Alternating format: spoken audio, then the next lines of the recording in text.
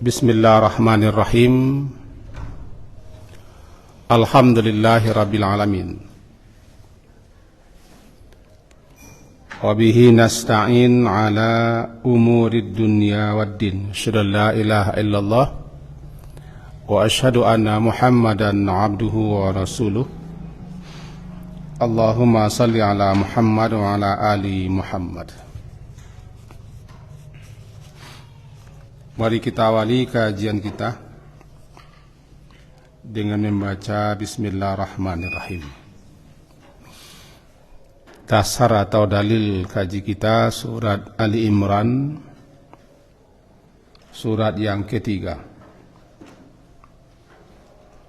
ayat ke-133 sampai 136.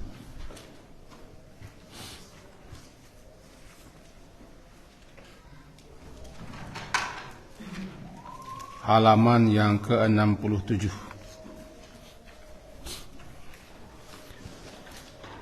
Surat ketiga Al Imran ayat 133 sampai 136. A'udzu billahi minasyaitonir rajim. Bismillahirrahmanirrahim. Wasari'u ila maghfiratin min rabbikum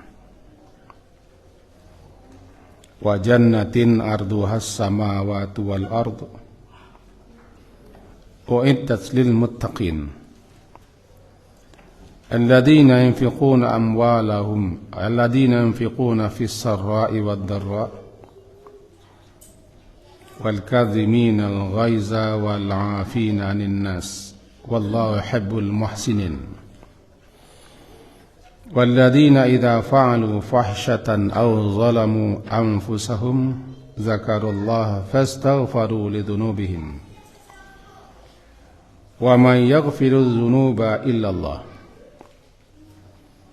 walam yusirru ala ma fa'alu wa hum ya'lamun ulaika jazaohum maghfiratun mir rabbihim wa jannatun tajri min tahtihal anhar khalidina fiha wa ni'ma ajrul 'amilin. Ayat yang baru saja kita baca pernah dibaca oleh Ali bin Abi Thalib radhiyallahu anhu sebagaimana hadis riwayat Imam Tirmizi nomor 2932 disebutkan bahwa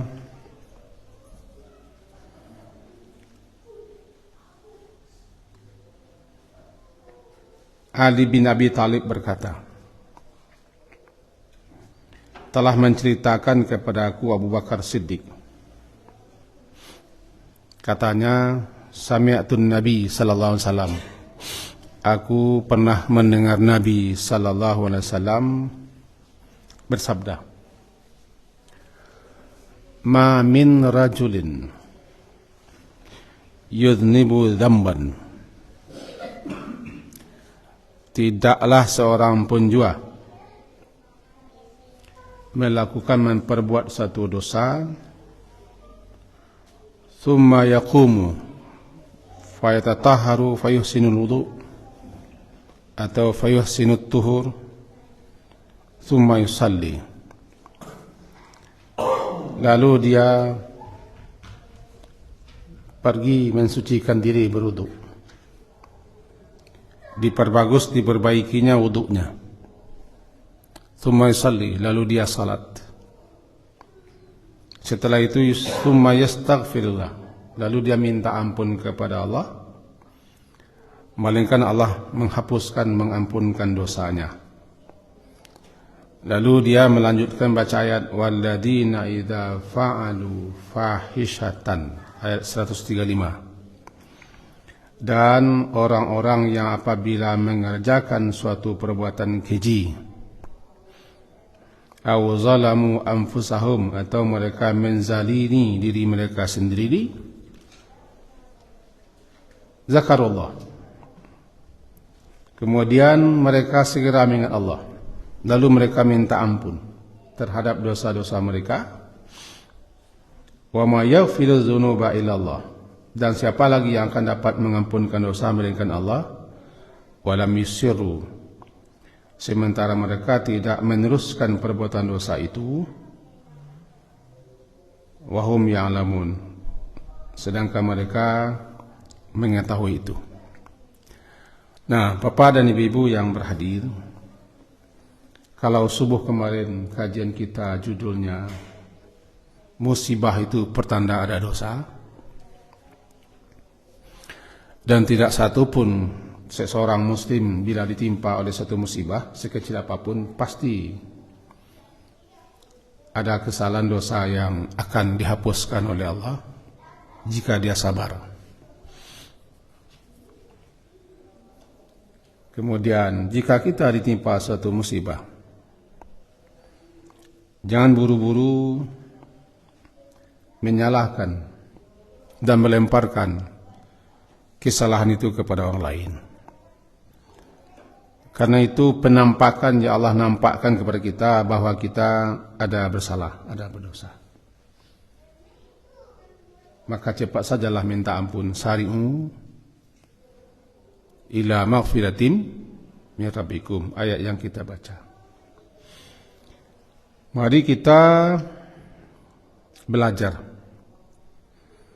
Apabila kita ditimpa oleh sesuatu yang tidak kita suka atau yang tidak kita inginkan, menimpa diri atau harta atau keluarga atau apa saja yang berkaitan dengan diri kita, untuk cepat sadar, untuk cepat mengingat bahwa itu adalah suatu sinyal yang Allah berikan, mau dihapuskan dosa apa tidak. Kalau ingat kepada Allah, zakarullah, maka cepatlah istaghfaru. Ayat walladzina idza fa'alu fahishatan, dan orang-orang yang apabila mereka melakukan suatu perbuatan fahisyah, perbuatan keji, atau dia menzalimi diri sendiri, lalu ingat kepada Allah. Ingat kepada Allah, kemudian beristighfar, minta ampun kepada Allah. Maka salah satu adab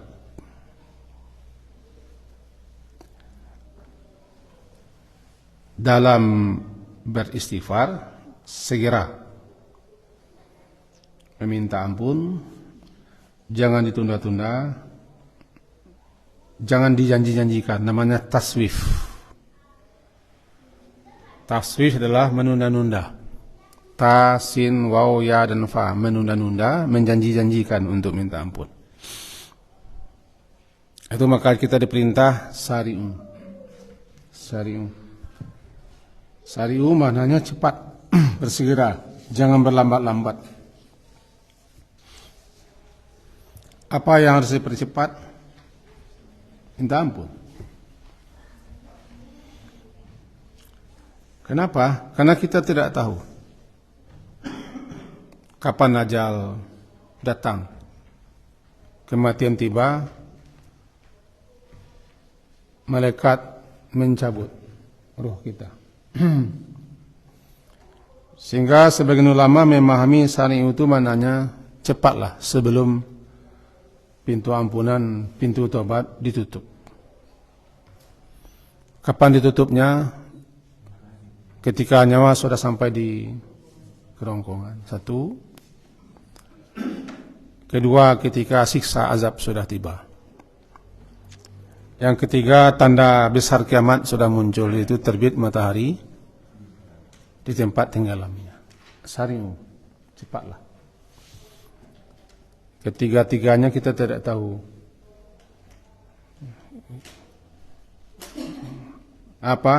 Kapan kita mati, tidak tahu kita. Yang kedua, petaka bencana datang. Karena petaka bencana siksa datang itu umumnya ketika manusia tidak siap. Disebutkan dalam Al-Quran tengah malam atau subuh-subuh buta atau di tengah siang sementara orang berleha-leha istirahat. Sebab yang namanya azab tidak ada mengasih kode,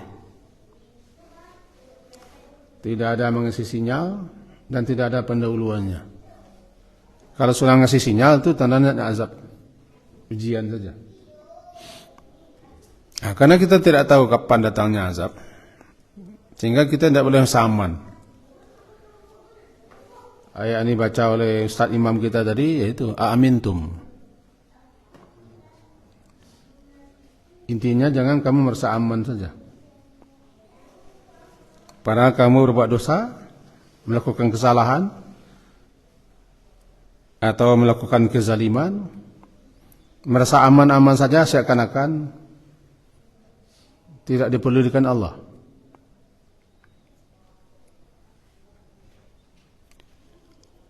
Nah, merasa aman daripada azab Allah itu sudah dosa pula kita. Nah, pagi ini judul kaji kita sesuai dengan yang tertera adalah syarat-syarat untuk istighfar dan taubat. Ada sekian syarat. Yang pertama telah kita baca, cepat, segera. Jangan menunda-nunda, menjanji-janjikan. Salah satu uqibah namanya. Orang yang melalaikan ingat mati, dia diiqab, diberi hukuman sanksi. Salah satu iqab sanksi hukumannya adalah dia menjanji-janjikan untuk minta ampun. Taswifut taubah, menunda-nunda, menjanji-janjikan, merencanakan untuk istighfar dan minta ampun. Nantilah hari Jumat, pulang ke Paso, besok subuh lah, atau lah pensiun lah. Kalau lah pensiun lah, umumnya orang menjanji untuk tobat, untuk mengaji biasanya. Lah pensiun lah nanti. Ini iqab dia. Apa iqab? Satu sanksi hukuman yang diberikan kepada seorang sehingga dia suka menjanji-janjikan, suka menunda-nunda atau mengundur-undur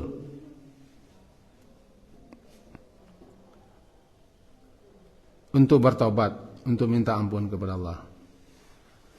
Ini terjadi, kata Imam Al-Qurtubi dalam kitab beliau yang terkenal itu, akibat kita lupa dan tidak mengingat-ingat mati. Makanya orang kalau sering mengingat mati, dia akan dimuliakan dengan cepat bertobat, bersegera taubat. Itu satu. Jadi ayat merintahkan sari'u. Kalau dalam surat lain, surat Al-Hadid, bunyinya sabiqu. Sabiqu bermusabaqah, saling berpacu. Kalau bahasa awaknya, nambayak disugiruan, nambayak disugirakan. Lalu langkah-langkah untuk taubat itu begini, untuk istighfar. Yang pertama, hendaklah istighfar itu dilakukan dengan niat yang benar. Sihatun niat. Niatnya benar. Dan ikhlas. Apa maksud niat yang mana? Niat untuk taubat, untuk istighfar itu memang didorong oleh keinginan kita sendiri. Bukan dirangsang-rangsang, bukan dikasih apa namanya, diadakan pula muhasabah-muhasabahan dulu sehingga terpancing-pancing emosional sesaat, lalu menangis, menghibah-hibah karena kepandaian tukang bawa apa? Tukang bawa acara, yang ahli dia motivator, pandai menyusun kalimat-kalimat yang menggugah sehingga emosional itu sesaat yang tidak muncul daripada kesadaran diri. Kita tidak menyalahkan, tetapi itu hanya sifat kerisiak pemegang kabau. Cepet kadangnya, cepet lo, habis-habisnya. Namanya kerisiak pemegang kabau. Karena sifatnya serta-merta tiba-tiba. Dipacu, dirangsang.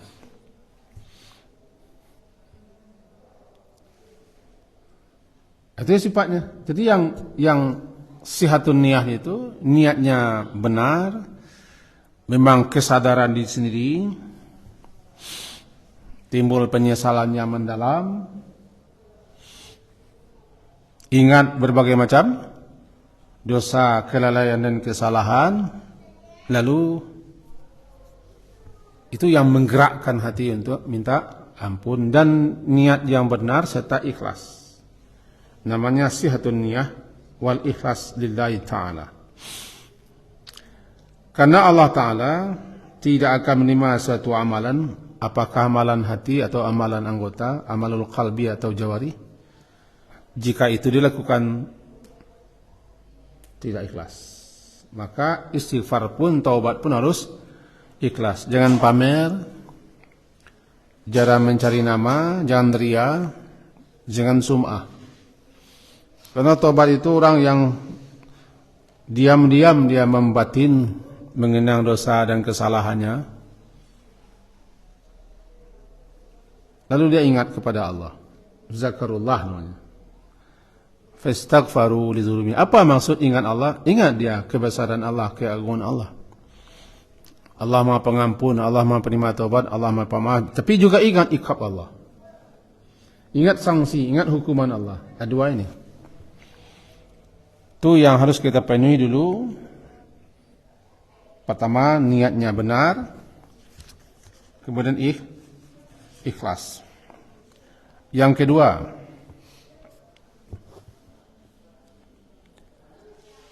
adanya kesesuaian, iwati namanya. Adanya kesesuaian hati dengan lisan.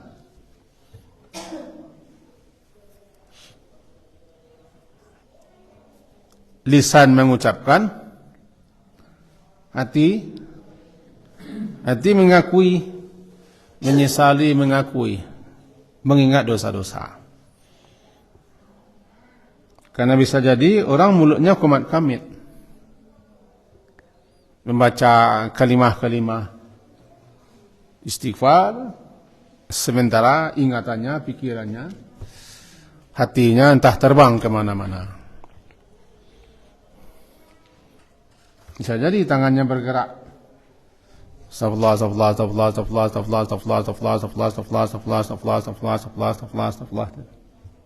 Sementara dia melala kian kemari. Itu hanyalah untuk zikir. Ingat ya, ada orang melakukan satu hanya mencari fadilah, seperti zikir atau seperti istighfar. Siapa yang istighfar, dia akan begini, dia akan begini, akan begini, istighfar, mencari fadilah. Maka jadilah itu istighfar untuk zikir. Yang dikehendaki di sini adalah bukan hanya zikir, tapi istighfar suatu kesadaran diri kita bersalah. Kita berdosa, karena kita bersalah, kita berdosa, ingat semuanya, sadar, menyesal, diucapkan penyesalan itu dengan lidah. Jadi berkesesuaian antara ucapan dengan hati dengan ucapan. Jangan sampai lidah kita beristighfar sementara hati kita tidak mengingat. Hati kita tidak sadar, bahkan kita entah melayang kemana-mana, tangannya bergerak-gerak membaca hitung-hitung, atau buah sabiah tasbih berputar-putar karena ingin menghitung, sementara bisa jadi dia mencengangak-cengangak. Atau dia asik-asiknya mau tahu orang lain putar-putar. bisa jadi. Apakah itu salah? Kita tidak ada mengatakan salah. Cuma yang kita sampaikan adalah betul-betul lah. Istighfar itu keadaan kita memang sedang mengaku, sedang sadar. Kita lalai, kita lengah, kita salah, kita tergelincir, terjerembab dan melakukan dosa dan pelanggaran. Itu yang kedua. Berkesesuaian antara hati dengan lidah, lidah dengan hati.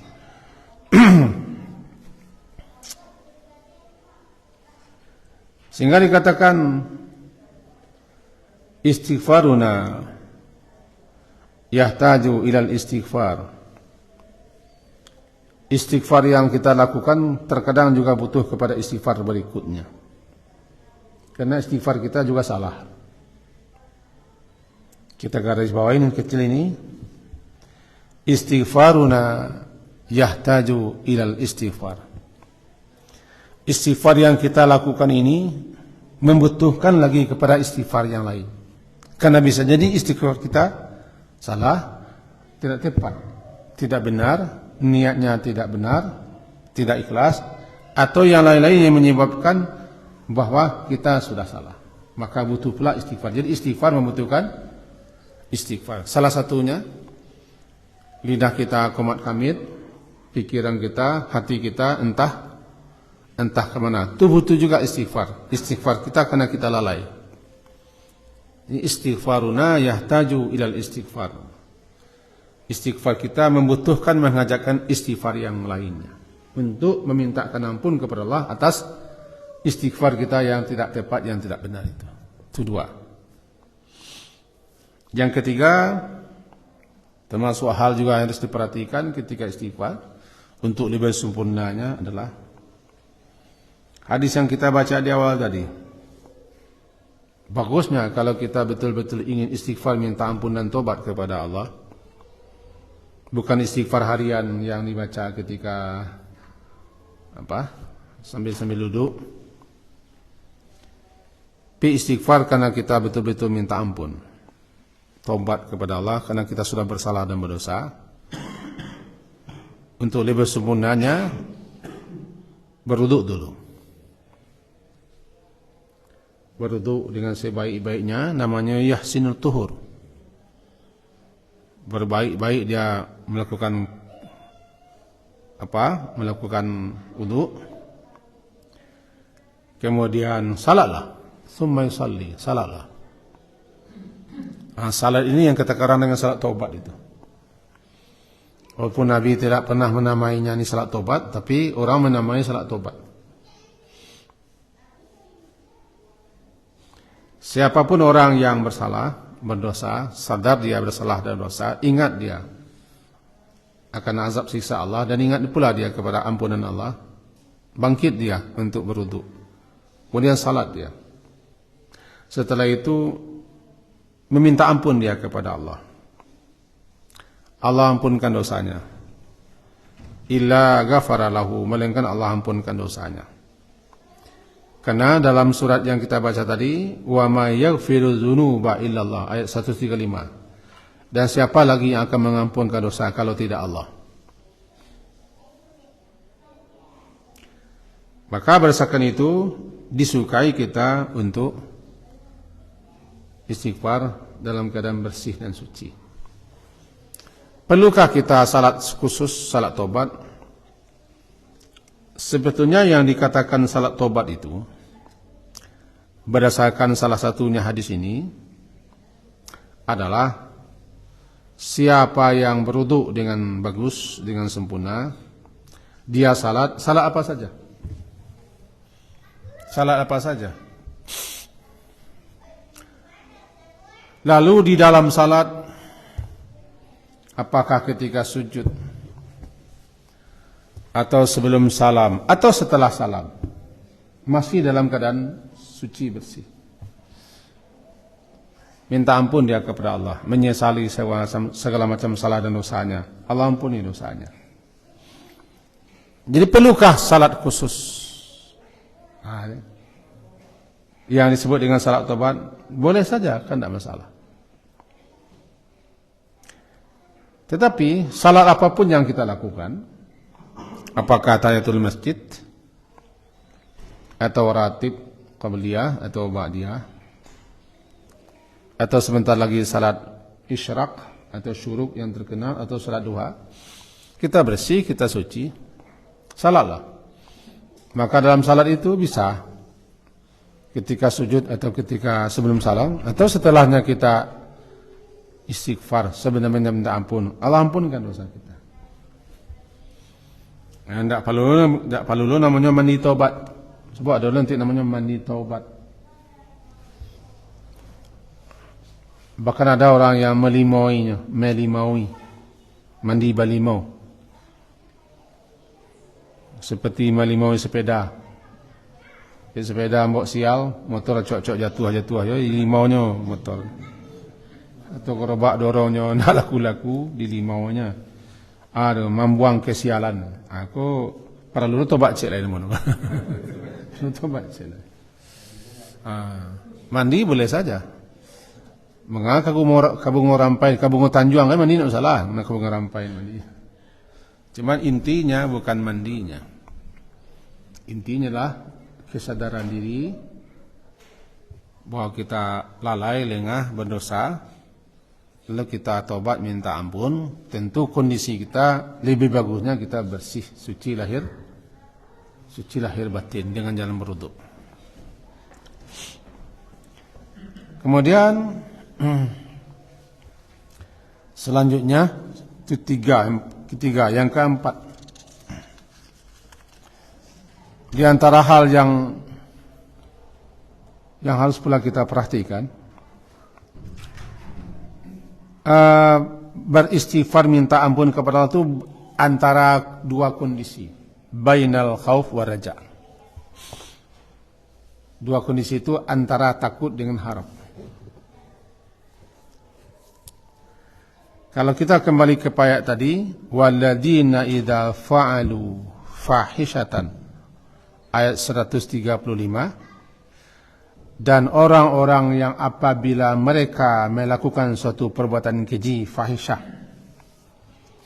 Fahisyah itu menurut beberapa riwayat dikatakan ya irtakabu dzamban qabihan kal kabair. Melakukan suatu dosa yang amat buruk, tercela, seperti dosa-dosa besar. Disebut dengan fahisyah, bisa zina atau melakukan hal-hal yang sama dengan itu. Lalu dia atau zalamu anfusahum, atau mereka menzalimi diri mereka sendiri. Apa yang maksud menzalimi diri sendiri? Itu melakukan pelanggaran-pelanggaran. Zalim kepada diri itu adalah orang yang melakukan suatu perbuatan pelanggaran, apa yang Allah larang. Nabi Adam namanya zalim. Zalamna anfusana, yang bilang seperti itu kan Nabi Adam. Kami telah menzalimi diri sendiri. Nabi Adam tidak ada memukul orang di surga. Memaliang tidak ada. Menggunjang orang kan tidak ada di surga. Saya pengunjang, nomor 2 bininya. Tapi apa zalim di situ? Dia melanggar. Apa yang langgarnya? La taqraba hadis syajarah, jangan dekati pohon, dilanggar, melanggar, larang itu namanya zalim. Jadi larang-larang Allah yang kita langgar, perintahnya kita tidak taati, larangnya kita langgar, zalim kepada diri sendiri. Zalamna anfusana. Jadi di sini au zalamu anfusahum, atau mereka menzalimi diri mereka sendiri dengan melakukan larangan, melanggar larang-larang Allah dan tidak mentaati perintah-perintah Allah. Zakarullah, ingat mereka kepada Allah. Ingat kedua, ingat dia kepada kemah perkasaan Allah, ikab sanksi hukuman Allah, marah dan murka Allah, dan segala macam. Timbul khauf, timbul takut. Khauf namanya takut, timbul takut, mengingat sanksinya, azabnya, siksanya, nerakanya. Karena itu Allah itu Maha Kuasa, Maha Perkasa. Tetapi sebaliknya ingat pula dia, Allah itu Maha Pengampun. Allah Maha Penerima Tobat. Allah Maha Pemaaf. Allah Maha Pengasih. Timbul harap. Kondisi itu harus antara dua ini. Dua kondisi. Bainal khawfi war raja. Antara takut kepada sanksi hukuman azab dan sisanya, tapi juga harap ampunan dan kemaafannya. Kondisi itu harus ada.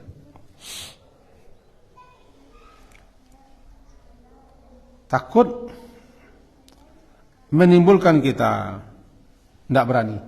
Harap mendorong kita. Kondisi dua. Dalam segala hal kita harus dua itu. Itu juga yang harus diperhatikan ketika kita istighfar. Sebab begini, dalam surat Ghafir misalnya, surat yang ke-40, ayat ketiga, berbunyi, Ghafiriz dzambi wa qabilit taubi syadidil iqab. Dia yang mengampuni dosa, menerima tobat, tapi dia juga amat berat, keras, dahsyat sanksi kisah hukumannya. Dua hal. Surat ke-40, surat Ghafir ayat ketiga itu begitu bunyinya, Ghafiriz dzambi wa qabilit taubi syadidil iqab dzit taul. Dialah Allah yang Ghafir, yang mengampuni dosa dan menerima tobat, tapi dia juga syadid, amat dahsyat, amat keras, bersangatan iqab, sanksinya, hukumannya, siksa azabnya. Kalau begitu dua hal ini. Cepatlah minta ampun. Sebab kalau kalian tidak minta ampun, ingat ancamannya. Kan? Mentang-mentang tidak dihukum, jangan lupa bisa jadi itu istidraj namanya. Istidraj, dilapeh-lapehan, dipabian untuk menjatuhan ke bawah, mempertinggi tapi jatuh. Di psikolog orang abai lengah. Pabia, ndak baan, sampai bila ndak bah. Kalau mencari anak-anak muda sampai terjelapak. Malayuk tengah labuah yang angki-angki no linci ikunya. Diselip-selipnya wak. Sudah tu mencengengih juga lak kawak memang yo agak tabi lu mau tujuh balik wak balik kan. Sehingga jono tu masuk ke situ. Tu menceleleng kawak. Yang kena stek kan sia-sia inya tapi itu dah bodohnya oleh. Sampai bila? Sampai terjelapak. Ketika itu Yaman 2, 3, sampai 5 kali aman. Tapi kalau bahasa kasarnya sababaya, utang sababaya. Sampai bila? Ya sampai tiba. Jangan itu. Jadi kalau minta ampun kepada Allah, ya Allah kan mampu ngampun. Jangan janji ya. Betul. Tiba waktunya terjelapak wak nak jadi lah. Ya makan sariu tadi. Pak sariu. Nantilah. Jumaat lah mulai. Sembahyang tu mulai berjanji lah Jumaat. Ini Sabtu baru. Namanya min awak akai Senayan, Selasa, Rabaah, Kamis, Asya namanya min awak selama 5 hari. Masuk itu ke hidup je. Atau bertambah parah malahan. Atau syaitan yang begitu lihainya membuat kita kembali lena. Adik badan sihat je baru buat kali yang masih berdaruk aja baru. Awak talok yo keliling-keliling ke tinggi kat tiga balik. Tertipu lah kan. Di kondisinya harus antara takut dan harap. Dulu takut daripada harap. Dulu takut khauf. Kenapa takut? Takut kita kepada hukuman sanksi sisa Allah. Kalau dalam surat sajadah kan tatajafa junubuhum anil madaji yad'una rabbahum khaufan wa tama'an. Mereka berdoa kepada Tuhan mereka, termasuk dalam kata doa minta ampun, kan doanya. Dalam keadaan khaufan, takut dan harap. Takut dulu kan. Ini diaruk karuk kabuliah sebeko, nak doa rasa takut. Jadi kedua-dua berada di antara dua kondisi. Itu yang keempat.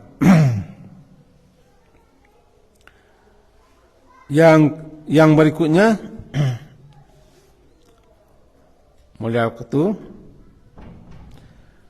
hendaklah bagi kita yang akan istighfar dan taubat mencari waktu-waktu yang utama, ayyah al-awqat al-fadilahnya, mencari waktu-waktu yang utama. Yatakhayyar kau memilih mencari waktu-waktu al-awqat al-fadilah, waktu-waktu yang utama untuk minta ampun. Dulu disebutkan dalam beberapa penjelasan ulama, ketika anak-anak Nabi Yaqub, lamma qala abna'u Yaqub, ketika anak-anak Nabi Yaqub yang telah menjerumuskan, mencampakkan Nabi Yusuf karena faktor kedengkian, lebih-lebih adik Yusuf pun tidak bersuah, ditahan. Kedengkian ko memang sering terjadi di antara keluarga. Nandangki ko biasanya nentu dan mudo. Tidak pernah rasanya terjadi nan mudo. Dangki kadang ketua adik dangki kepada udahnya jarang. Kalau itu ada tu nak dangki tu, ingin lo. Biasanya yang takut disayang kan enggak ada. Jadi wajar sajalah. Maka ketika putra Nabi Yaqub sadar setelah dewasa, berkata kepada Nabi Yaqub, qalu ya abana, wahai ayah kami, bapak kami, istaghfir lana dzunubana, inna kunna khatiin. Mohonlah mintakan ampun kepada Allah, karena kami lah banyak melakukan kesalahan dan dosa-dosa. Namanya seorang ayah. Kata Nabi Yaqub menjawab, qala saufa astaghfiru lakum rabbi. Aku akan memintakan ampun kepada Allah untuk kalian, karena Allah itu huwal ghafurur rahim, Dia Maha Pengampun lagi Maha Penyayang. Itu surat Yusuf, surat ke-12 ayat 97 dan 98. Qala al-mufassirun, para ulama-ulama tafsir menyebutkan Nabi Yaqub beliau akhara, mengundurkan permintaan ampun itu ila waktu sahar, sampai kepada waktu sahur. Beliau tunda, beliau tunggu waktu sahur. Kenapa? Li'annahu akrab ilal istijabah, karena waktu itu lebih besar kemungkinannya untuk diijabahi, terhindar daripada riya, ab'ad an riya, asqalil qulub, dapat meluluhkan hati. Itu waktu di mana Allah bertajalli, Allah turun ke langit dunia, di mana ketika itu Allah memanggil, menyeru siapa yang akan minta ampun, minta ampunlah aku ampuni. Berarti kita disukai memilih waktu yang utama, waktu yang terbaik untuk minta ampun. Salah satunya waktu sahur. Dan memang ciri-ciri hamba Allah yang bertakwa adalah mereka yang di waktu sahur itu mereka pergunakan pula untuk minta ampun. Wabil ashari hum yastaghfirun. Di waktu sahur mereka meminta ampun kepada Tuhan mereka. Atau wal mustaghfirina bil ashar, surat Al-Imran ayat 16. Dan mereka adalah orang-orang yang minta ampun kepada Allah di waktu sahar atau di waktu sahur. Ini mengisyaratkan carilah waktu-waktu, tempat-tempat keadaan-keadaan yang bagus untuk berdoa kepada Allah. Antara lain di samping di waktu sahur, ya ketika sujud. Disebutkan dalam sebuah riwayat dari Abu Hurairah kalau tidak salah ya. Salah satu doa yang dibaca Rasulullah ketika sujud adalah, mudah-mudahan dapat di kita, sebagaimana hadis riwayat Imam Muslim, Allahumma fili dzambi kullah diqqahu wa jillah awalahu wa akhirah wa alaniyatahu wa sirrah. Ya Allah, ampunkan dosaku semua, dzambi kullah, diqqahu wa jillah, yang kecil-kecil dan yang besar-besar, awalahu wa akhirah, yang dulu-dulu, yang akhir-akhir,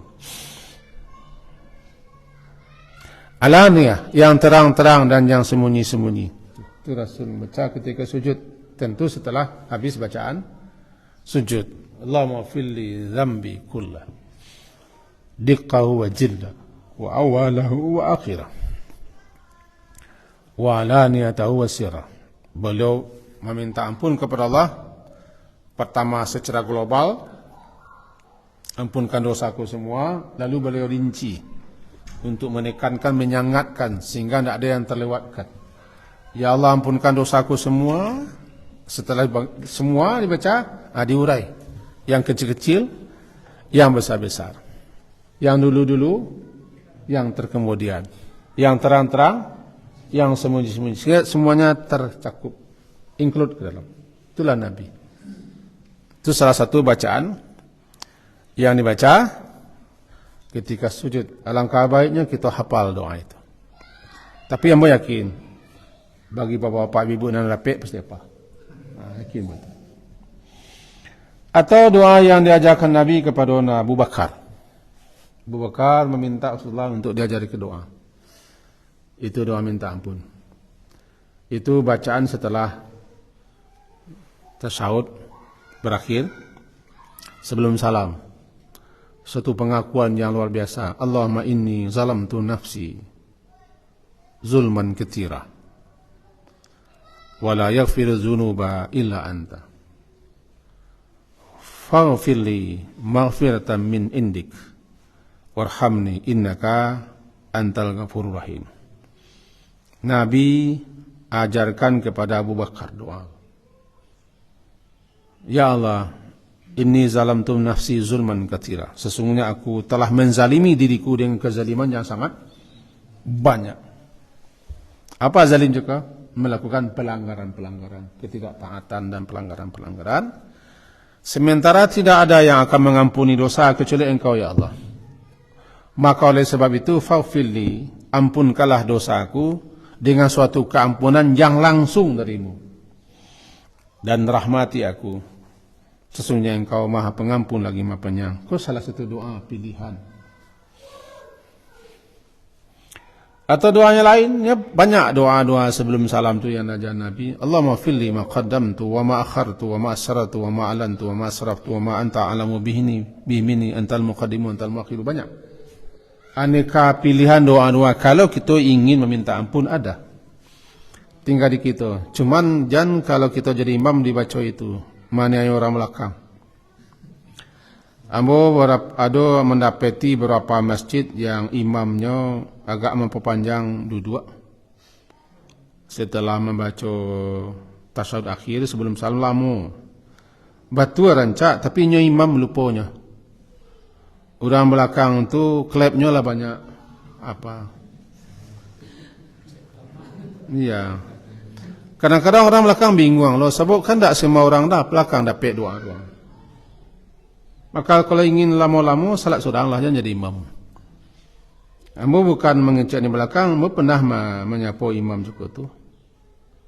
Rasanya ndak apa kita mencari orang belakang dohnya.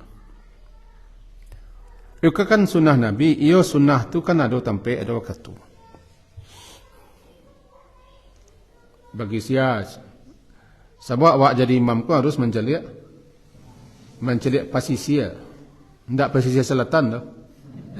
mencari penumpang wak. Siapa penumpang wak? Ada orang yang menggari, kadang-kadang melapui bunyi, lama-lama. Ini pilih, jadi betul doa terbaik salah satunya sebelum salam. Cuman untuk kita yang jadi imam harus memperhatikan orang belakang. Kalau salat seorang, pupuh lah. Kita cari salat sunatnya sebentar aja. Nanti kita lah. Ketika salat lama-lama bersama tu lama-lamanya itu masal. Orang yang sujud terakhir lama-lama mentul lah. Ketika salat berjamaah lama, ketika salat seorang cecah lah sujudnya. Jadi memilih waktu yang terbaik untuk minta ampun di dalam salat atau setelah salat. Kan Nabi sendiri langsung baca Astaghfirullah di luar itu. Kalau astaghfirullah setelah salam itulah yujud. Sunnah Nabi itu doa atau istighfar khusus untuk salat kita yang tak selesai. Kerana kita tak dulu nak selesai salat kita masuk ambo kan lebih nak selesai lah boleh. Mengecek kan. Siapa mengaku salatnya sempurna, hanya harus minta ampun lah. Apalagi yang tak sempurna. Mengaku salatnya sempurna salah minta ampun. Sebab manusia yang paling sempurna salatnya Nabi Muhammad. Sementara beliau tetap minta ampun. Aku nolah Pak Imam. Adalah Pak Imam dibanding Imam Muhammad. Kau dibanding Muhammad? Tak dibanding Imam Muhammad Hamdi tu. Dibanding Imam Muhammad Nabi. Kan ada dua Muhammad. Muhammad Hamdi cik, Muhammad Nabi cik. Kebarana lawak kan? Jadi orang-orang yang cudih melapis sembahyang tu Assalamualaikum sembilan sampai soalnya kau nak tergagih, kau nak tersak ciri atau apalah masalah. Habis beribadah tu kita suruh istighfar habis beribadah. Kemarin bersampai aja. Bahkan setelah orang bertolak dari Arafah menuju Muzdalifah sudah minta ampun mah. Jadi setelah beribadah tu minta ampunnya kita. Kenapa? Ibadah kita pun adalah kesalahan, ada kekurangan. Berhentilah menjadi orang ujub. Orang ujub merasa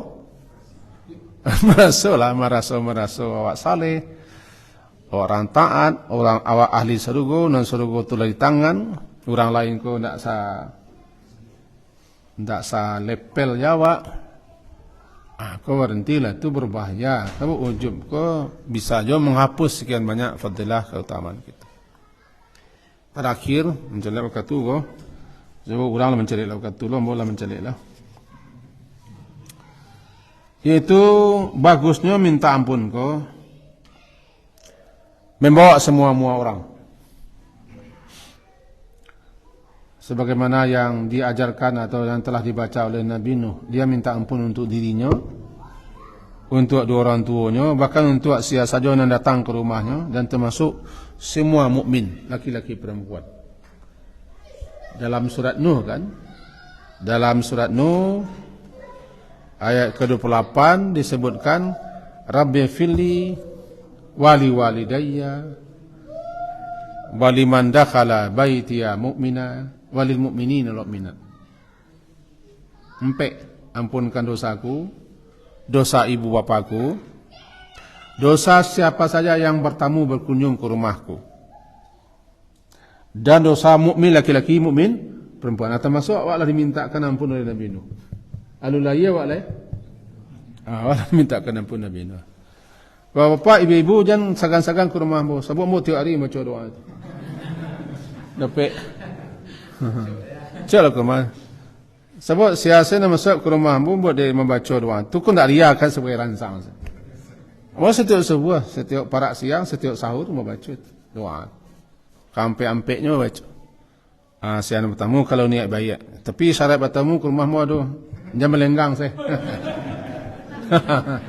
Melenggang saya, dah lancar.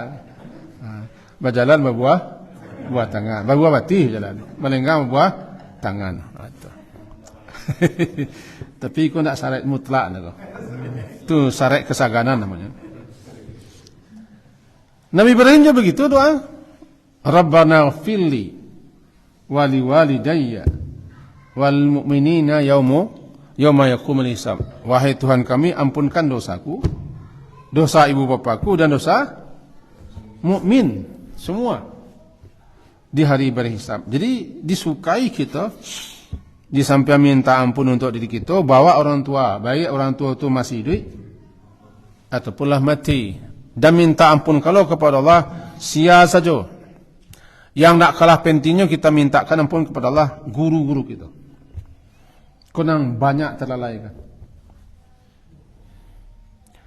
Nah, jasa guru kita di satu sisi melebihi jasa orang tua, di satu sisi. Di sisi lain jasa orang tua tidak bisa kita abaikan. Maka dikatakanlah dalam suatu keterangan, yaitu dalam kitab Ta'limut Ta'lim, orang tua kita menurunkan ke bumi, guru kita menaikkan ke langit. Orang tua kita menurunkan ke bumi. Kita kan Nabi Adam turun ke bumi. Orang kita melayan dan berusi, laki-laki berusaha, tapi nama naikkan kita ke langit guru, guru yang mengajarimu. Maka kedua-duanya harus kau banyak dibaca doa-doa kau oleh para santri, para ulama-ulama, ya, di masyayikh, ampunkanlah dosa guru-guru kami. Jangan lupa membawa itu. Orang berjasa. Terakhir kaji kita, waktu habis, di samping kita doa itu, jangan lupa kita doa terbaik atau istighfar terbaik adalah istighfar dalam Quran. Tidak ada yang lebih baik istighfar selain pada istighfar para nabi. Kalau kita menyusun surang, jangan mengaku lebih rancak lah itu. Aduh soa, tidak beradab. Doa-doa istighfar dalam Quran itulah nomor satu. Karena itu firman Allah. Bahasanya, susunannya, isinya, kandungannya tidak panjang, ringkas, ijaz. Indah, mengagumkan, mempesona doa. Coba baca. Rabbana zalamna anfusana wa illam taghfir lana wa tarhamna lanakuna minal khasirin. Di situ ada merayu, kalimat merayu. Tahu merayu? Andaikan tidak engkau beri ampunan kami ya Allah dan rahmat, akan mengalah kami lekah, tentu kami merugi. Itu merayu. Susunan doanya luar biasa, didahului dengan menyebut nama Allah. Itu pengakuan, i'tiraf bidzamb, mengakui kita bersalah dan berdosa. Lalu membujuk Allah. Membujuk Allah itu agar diampuni dan diberi rahmat. Kemudian menekankan, kama kami kepada lekah. Tidak diampuni itu kami merugi. Itu contoh doa. Ijan terpesona kita dengan doa yang digubah, disusun oleh tukang ahli baca doa. Kadang-kadang bertele-tele, berpanjang-panjang, menjelo-jelo sekian banyak. Lupa kita bahawa yang terbaik adalah apa yang dibaca oleh para nabi. Sekian kaji kita sesubuh kini. Silakan.